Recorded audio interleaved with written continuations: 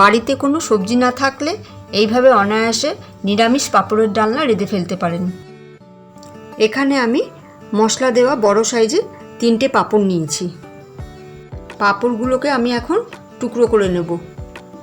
খুব সিম্পল একটা রান্না, ভিডিওটা স্কিপ না করে পুরোটা দেখার অনুরোধ রইল।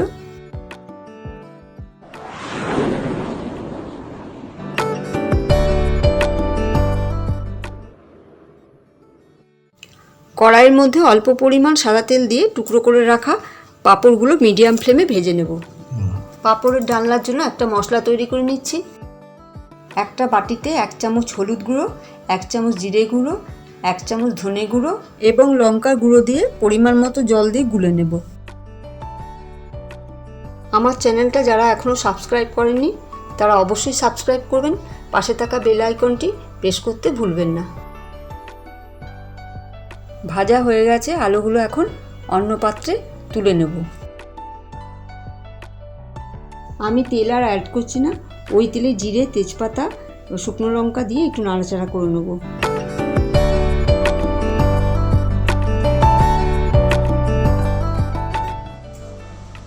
এবার দিচ্ছি মাঝারি সাইজে 2টো টমেটো পিউরি দিয়ে ভালো করে কষিয়ে নেব, যাতে টমেটোর কাঁচা গন্ধটা চলে যায়। টমেটোটা খুব ভালোভাবে কষানো হয়ে গেছে। এবার আমি গুলে রাখা মশলাটা দিয়ে দেবো, দিয়ে ভালো করে নাড়াচাড়া করব।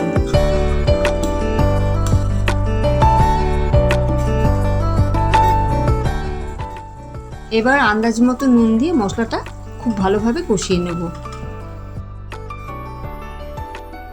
দেখতেই পাচ্ছেন মশলাটা খুব ভালোভাবে কষানো হয়ে গেছে, মশলা থেকে তেল ছেড়ে এসছে। এবার আমি ভেজে রাখা আলুগুলো দিয়ে দেব। এবার ভালো করে নাড়াচাড়া করে নেব, যাতে আলুর সঙ্গে মশলাটা মাখা মাখা হয়ে যায়। মাখা মাখা হয়ে গেছে। এবার আমি 1 গ্লাস জল দিয়ে 10 মিনিটের জন্য ঢেকে রাখব।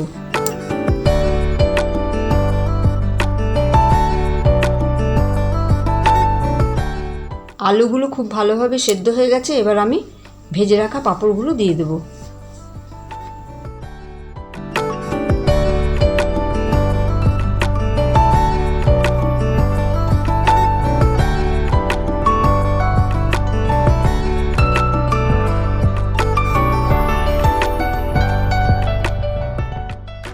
সবশেষে গরম মশলার গুঁড়ো দিয়ে নামিয়ে নেব।